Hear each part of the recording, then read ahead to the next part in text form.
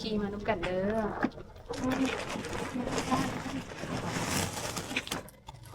ครับสวัสดีทุกคนตอนรับก็ซื้อซองมูดาสาวซิ่งขัวแชร์แล้ววิดีโอนี้น้องมูดาอยู่ที่บ้านอ้ายของมูดานั่นเองเนาะ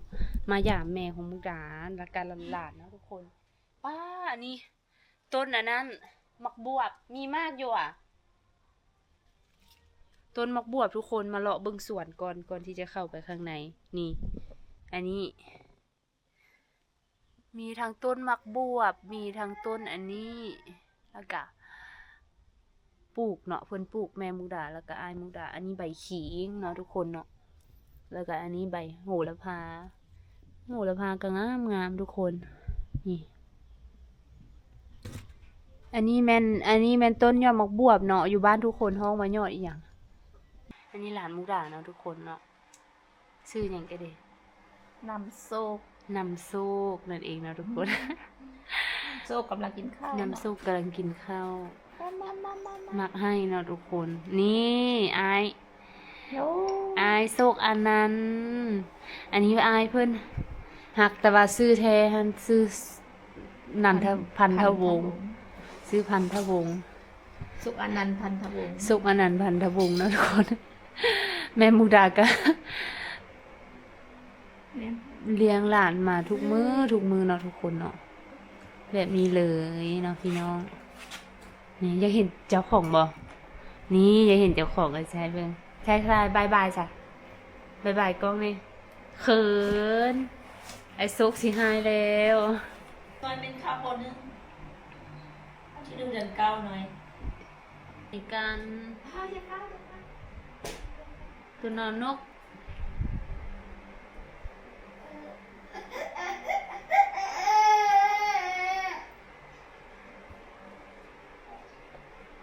นี่ลืมยังนี่โซกโอลืมสระอาใช่นี่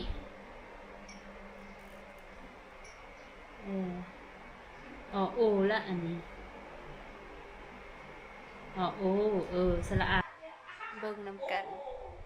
หลานมุกดาเต็มหูทุกคนมื้อนี้หลานมุกดากับพักโรงเรียนเนาะโอ้ยค่ะแล้วเราบอกเด้ออันเองนะทุกคนพาไปเบิ่งสวนเอาแนะนำเด้อนี่ไปเบิ่งสวนดอกไม้บอกออกไปนอกได้นี่อุ่นคำพาเบิ่งอันนี้จะเป็นข้าวอ่ะก่ออีหยังอันนี้นี่อันนี้จะเป็นก่อแบบนี้ทุกคนบ่ฮู้ว่าก่ออีหยังอันนี้จะเป็นต้นมะม่วงเนาะอันนี้จะเป็นใบอันนี้มันใบอย่างอันซันเนาะอันนี้เนาะจะเป็นดอกอันซันนี่อันนี้ก็ดอกไม้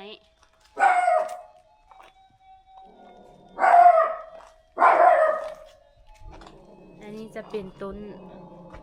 นมักกะลอกต้นมักลำไยนะคะกับปลูกอันนี้จะเป็นต้นมะนาวตัวนี้นะใส่ตัวหมาเฮานี่ทุกคนมีหมาตัวนี้ด้วยหมาเฮาตัวนี้ด้วยเนาะทุกคนเนาะกล้วยเนาะทุกคนเนาะต้นกล้วยต้นปลูกไว้แล้วก็อันนี้จะเป็นใบยะนางทุกคนอยากเฮ็ดแกงอยากเฮ็ดแกงนอกก็แม่นมาบิดอยู่นี่แหละไปคั้นเฮ็ดเนาะแม่มุกดาก็มาบิดอยู่นี่ปะอันนี้มักเผ็ดเนาะทุกคนเนี่ยเป็นเม็ดจีดีอยู่นี่ป้าเอากินกันยังได้เลยอันนี้จะเป็นมักเผ็ดไป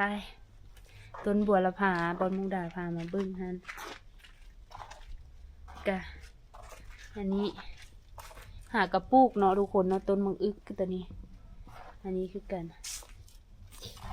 อันนี้กะจะเป็นต้นมักบวบเนาะต้นมักบวบอันนี้นะโอ้อันนี้มันอย่างนี้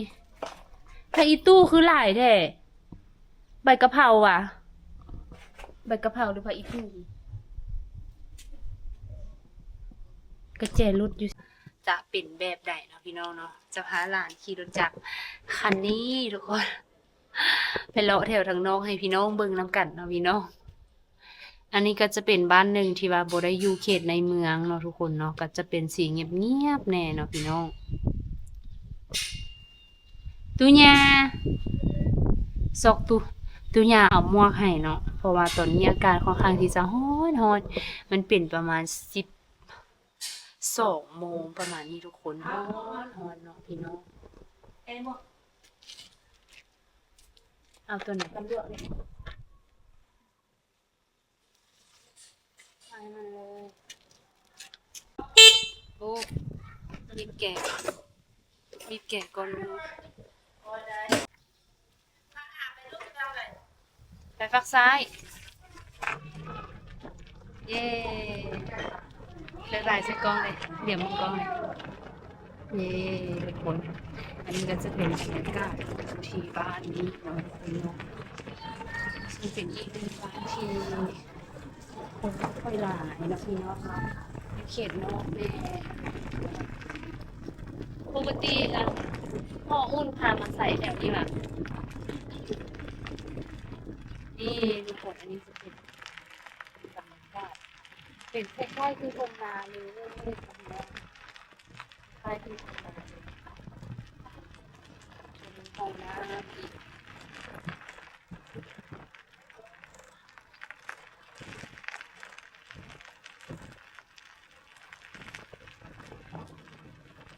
อีก ตัวนี้จะหากบหาเขียดก็ได้เนาะตัวนี้ เพราะว่าแบบทุ่งนาเต็มเบิดเลยทุกคนแล้วก็บางคนก็บ่หลายเนาะทุกคนเนาะอันนี้ก็อยู่นครหลวงนี่แหละทุกคนแต่ว่าบ่ได้อยู่ไกลบ่อยู่ใกล้กับบ้านนั้นบ่ได้อยู่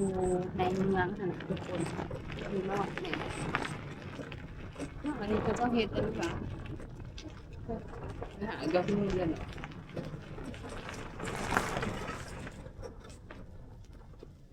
ป้าทุกคนขี่มาน้ำกันเด้อ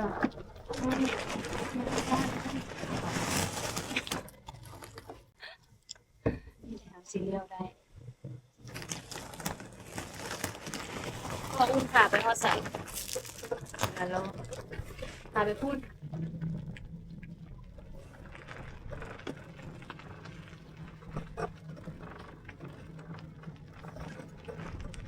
พาน้องอุ่นหลอกน้องทุกคนมาเลย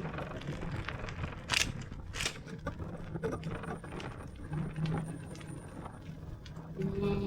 โอ้อันนี้มีผักนำเก็บผักก็ได้เลยดิ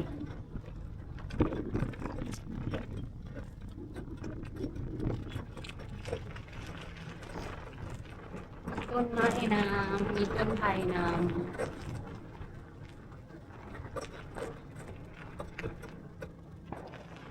สิบลูกนี่จะเป็นทางแยกออกมาเนาะจะเป็นทางนอกเนาะแยกออกมาจะเป็นอย่างนี้โอ้โอ้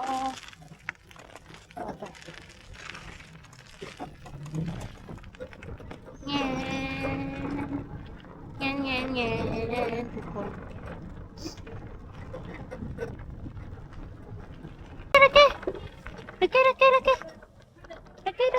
มาทางดำมาอ้าวมันอึวะ ตัวหมาอึนี่มาแล้วเนาะไปเมื่อเด้อเดี๋ยวคลิปวิดีโอนี้มุกดาจะได้ลาทุกคนไปก่อนเด้อเราพบกันใหม่ในคลิปต่อไปหลานมุกดาให้อยู่ทั้งๆเนาะบ๊ายบายจ้ะบ๊ายบายไปก่อนเด้อไปก่อนเด้อมาดังๆไปก่อนเด้อบ๊ายบายโอเค